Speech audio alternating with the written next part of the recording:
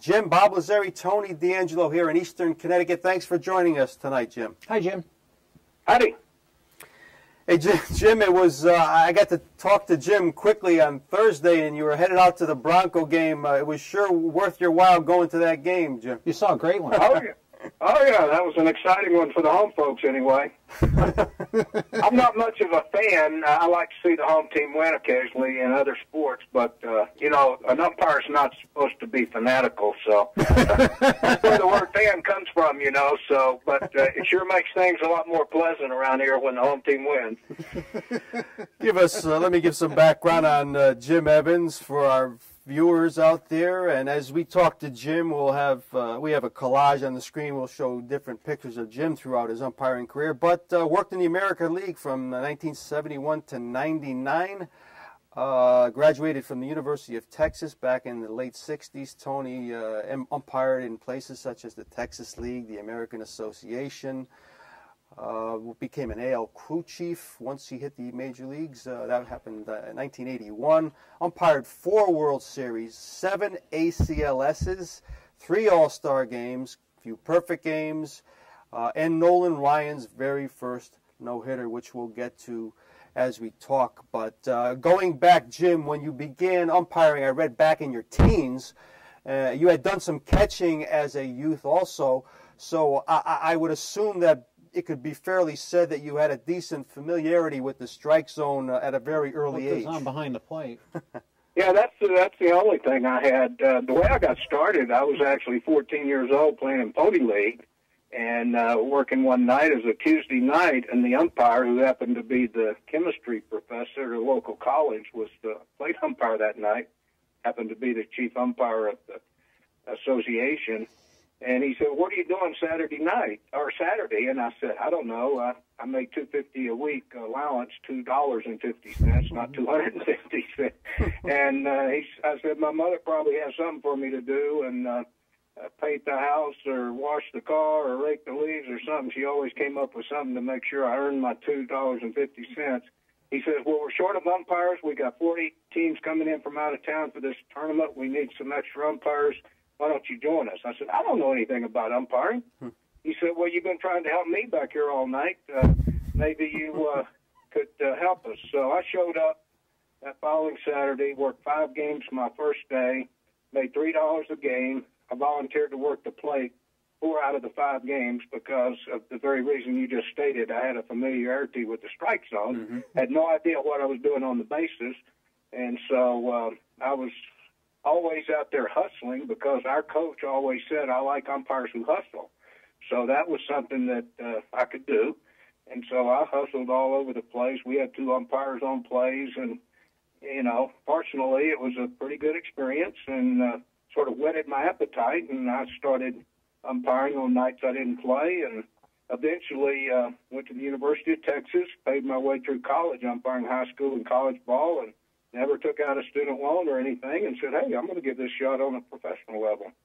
And ended up getting a job in the Florida State League right out of college, and the rest is history. That was going to be my question. Here you are with degree in hand, 68, Jim. Major leagues, was that at the top of your priority list? Well, you know, minor leagues, you have to go through the minors. I didn't know how the system worked at all. As a matter of fact, the local newspaper found out that I was interested in umpiring. I had stated to somebody at age 17 my goal was to be a professional umpire, and they did a local story in the local newspaper in East Texas, and they got a picture of me out on an interstate highway sitting on a trunk with National League or bust written on it, like somebody's hitchhiking to Hollywood. You know, you've seen the sign Hollywood or bust. Well, this said National League or bust, and I didn't make it to the National League. We all thought that if you lived in Texas, the only place that had a major league team was Houston.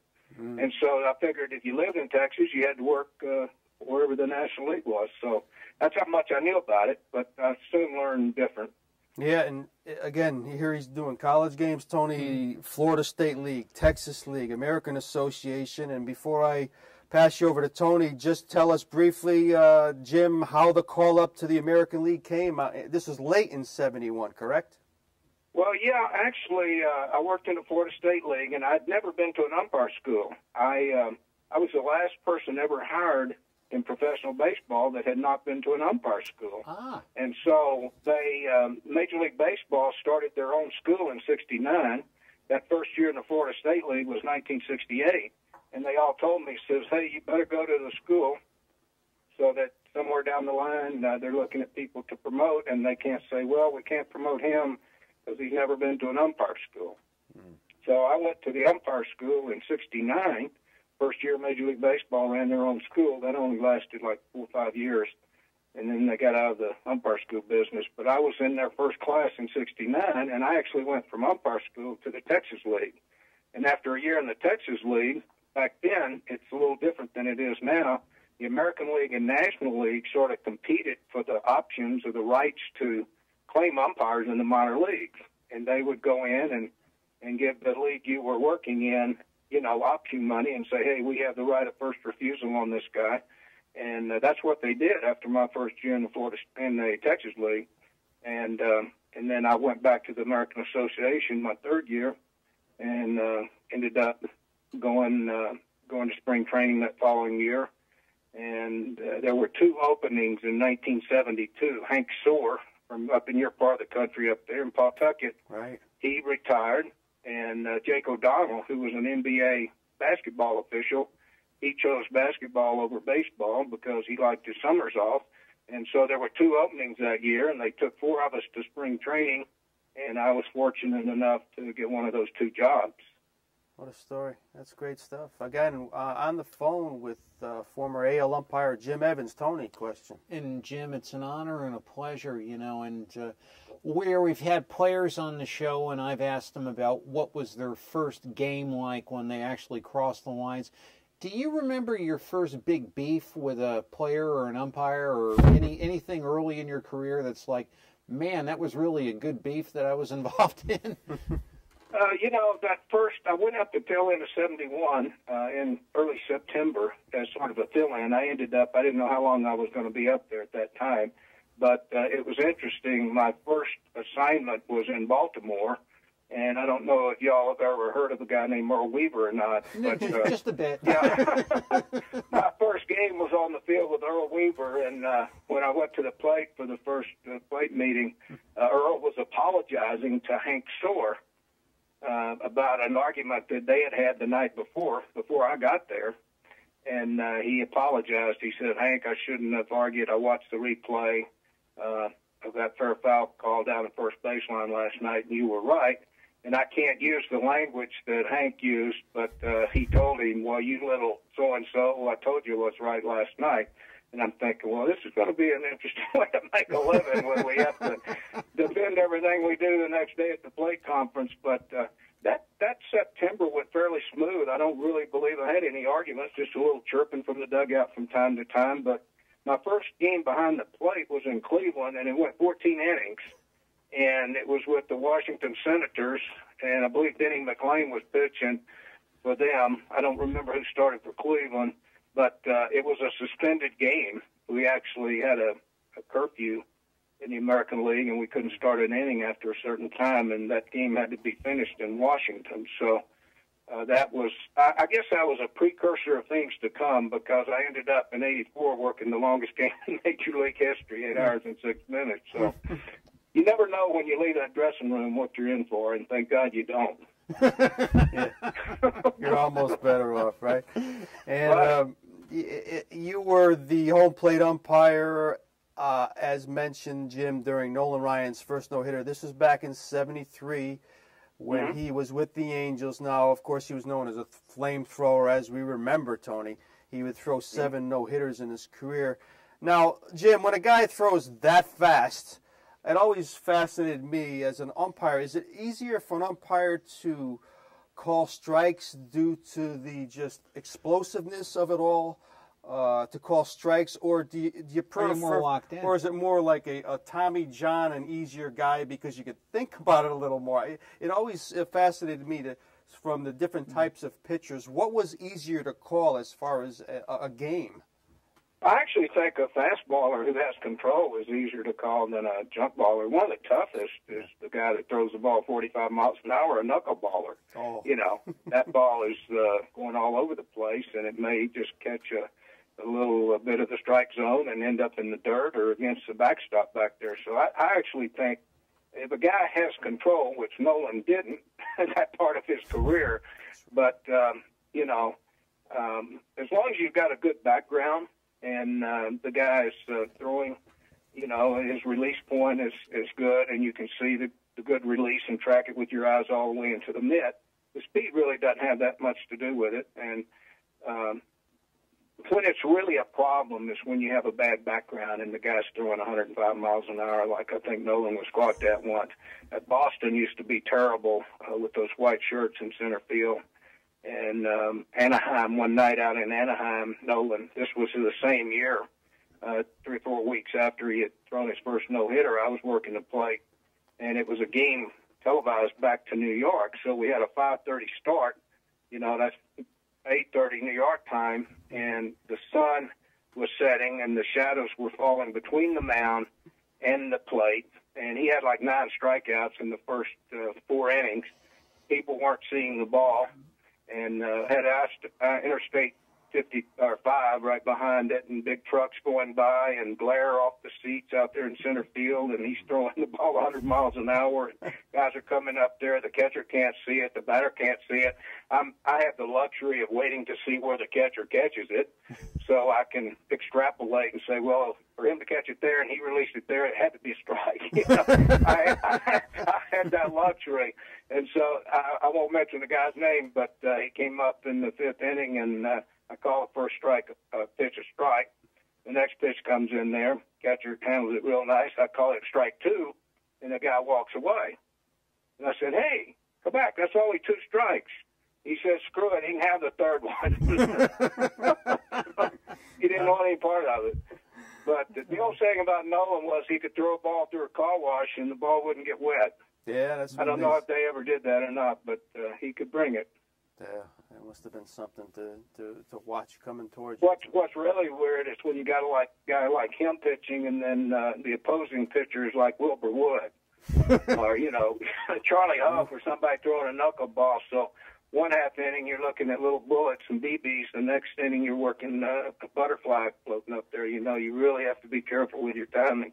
And Jim, remind Tony and I of, I mean, you almost were in the game 30 years, but the crew that you work with the most, who was that quartet that you were with the most? Oh, we changed around. You know, they once you become a crew chief, they let you select one person, and then they put a lot of the younger umpires with me because I was sort of known as a mentor and a teacher, and I relished that role. And so they would put some of the younger guys with me. And, you know, with the vacations, once we started getting a week off every so often in 79, the crews changed quite a bit. But I worked with Larry McCoy. When I was a crew chief, I worked with McCoy and Chuck Merriweather, Dale Ford, a lot of the young guys. Hirschbeck was on my crew. A lot of the guys who are crew chiefs now were number 4 men on my crew. Yeah.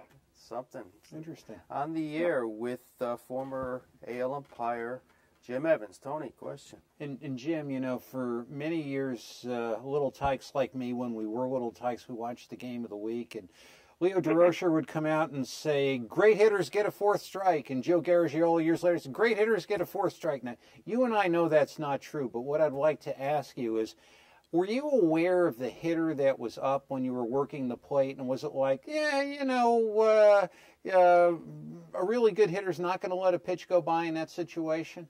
No, that is totally wrong. I've never thought that way. If there are umpires that think that way, I think they're wrong.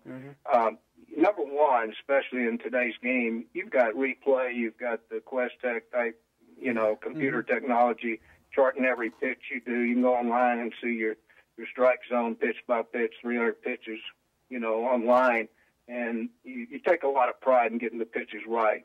And you never think that way as an umpire. You know, I had Billy Martin come out and argue one time up in New York. He was still managing the Detroit Tigers early in my career, and he came out. I had 3 plays in the first 2 innings, and all 3 went against the Tigers. And I finally called Al Kaline out on a play at first base, and Billy comes out and he said, "Doggone it, I don't know if you're getting these plays right or not, but I'll tell you one thing, you got to give me the next one. You know, I get 1 out of 4. You know, and that's how these guys think. You know, that's how they think. And as an umpire, you may have 8 close plays at first base, and they all go against the same team, and that's just the way it is that night. It's sort of like I get a kick out of hearing post-game interviews with coaches, and they're complaining about the officiating, and they're saying, well, that team had 18 free throws and we only had 6, you know. Well, maybe you fouled more, you know. I mean, you don't think that way as an official, or certainly I don't anyway. You know, and Jim, what you don't understand too is some hitters work the count. You may have a good hitter up there, and he wants to, like Wade Boggs very seldom swung at the first pitch. You know, he generally wanted to get the count in his favor, and he would work the count and take pitches until he got a strike. You know, and you wouldn't go up there and say, well, Boggs is a great hitter, so I'm not going to call a strike on him if he doesn't swing. That's totally wrong. No, and he had that ability to follow off pitches until he got the one. Oh, yeah. Waiting, fouling him off till he got the one, the pitcher's mistake.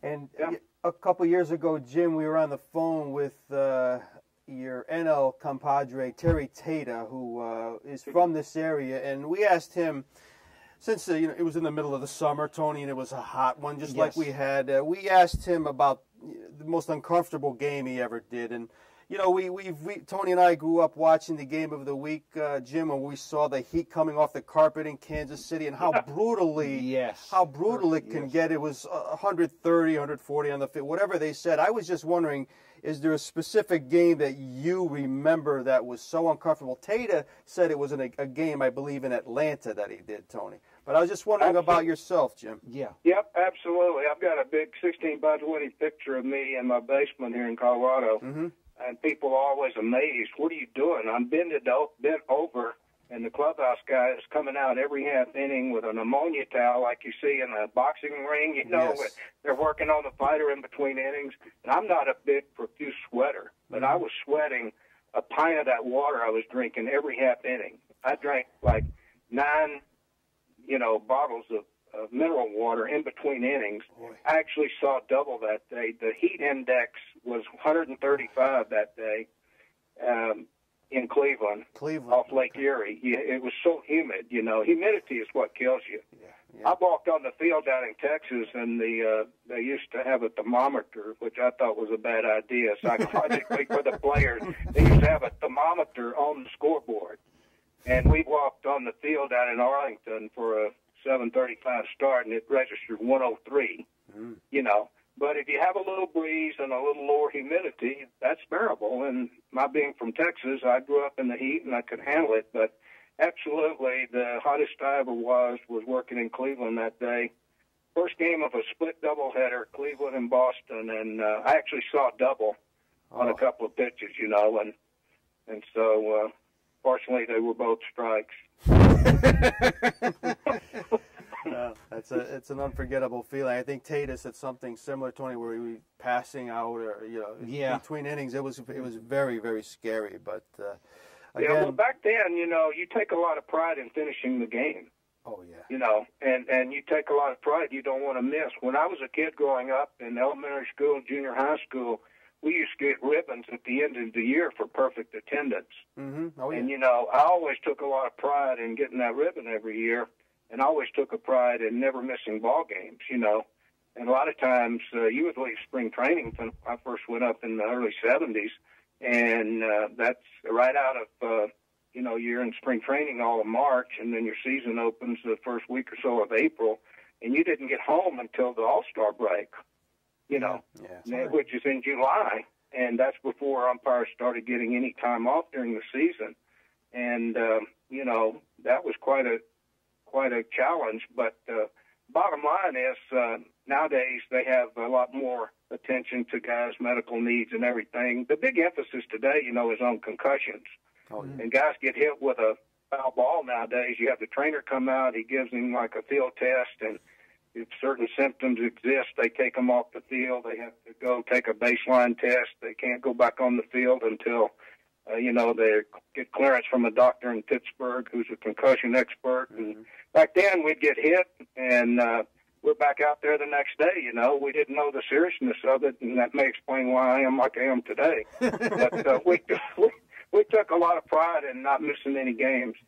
In 28 years, I missed 5 weeks of work, 4 weeks with a degenerative disc in my back. Mm-hmm. Dr. Parks, the orthopedic surgeon for the Mets, examined me, gave me an MRI, and said, "You're either going to have to come off the field for a month or have an operation." So I came off the field for a month and never had a back problem since. And my mother died one summer, and I missed a week with that. So I was very proud of my work record. We have a few more minutes on the phone with former AL umpire Jim Evans. Tony? And Jim, I've always respected the umps because your highest compliment is silence. If nothing happens and if the umpires don't beef at you and the fans go away happy, you've had the greatest game that you're ever going to have, so you never really hear the cheers. But saying all of that, when Ron Luciano was making the umpire popular in the 70s, and we would always get a kick out of watching him and the calls and his personality and things, how was that viewed by the other umps at that time?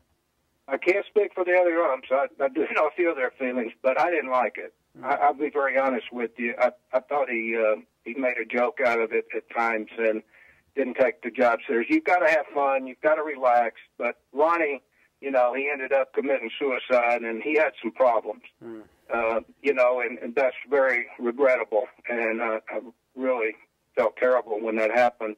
But, his goal after a year or two in the game, the pressure got to him. He used to drink a bottle of Maalox before every game. Wow. And he was a totally different person in the dressing room than he was on the field. That was just his relief when he got out on the field. But the bottom line is I approach the game a lot more seriously than that. And when I teach umpires, his name always comes up. And I have a lot of respect for Ronnie. He was a friend of mine. But we totally differed on how we umpired. One more question, Jim. Obviously, we wanted to ask you about the replay. Tony, the names Don Denkinger come up, Jim Joyce. Yes. Yes. Now, ideally, how would you like to see this entire process pan out next year? Do you think the majority of umpires are going to like this, Jim, because it may deflect some attention off them? You're just in a nutshell, your ideas about what might happen next year. I think they're going to have some issues with the implementation. I don't know. I think the umpires basically are for it. Mm-hmm. I think there are going to be some issues. It may change the way umpires think. You may have a borderline catch, no catch in the outfield. And, they might think, well, if I have one that I'm not 1,000% sure on, I better call it a no catch. So the runners can keep running. And then if the replay shows he caught the ball, we can go back and place the runners where they were if the ball had been caught, a fair or foul. If it's a borderline questionable call, they might start changing their instincts and thinking, well, I'll call it fair. And then if it turns out to be foul, no harm. I'll bring everybody back, And so that's the psychological part of it. But I would have liked to have seen them implement it, in maybe postseason before they went gung-ho and did it during the whole season. My complaint in the past has always been, we've got such great technology nowadays. Why haven't we been using this to train umpires?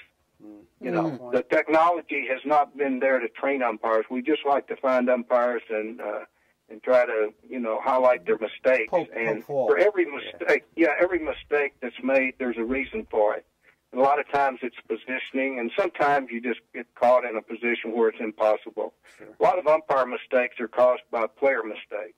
Yeah. The umpire gets in the perfect place to be for the call that's supposed to happen, and then the player has a problem getting the ball out of his glove. He throws it bad and changes the umpire's position, and it becomes a guess. And sometimes the replay shows the umpire made a mistake. But, I'm for technology. I just wish it had been used more for training rather than just totally umpiring the game. I thought it should have been brought in on a more gradual basis. Very good perspective. Jim, our time is up. I want to thank you for your cooperation in making this appearance possible. Please keep in touch. Thank you for everything you've done and for being very generous with your time. And hopefully we'll talk again, Jim, and Keep hitting those balls straight out there in Colorado. Really appreciate it, Jim. Thanks. Okay, thank you. Good night. Bye-bye.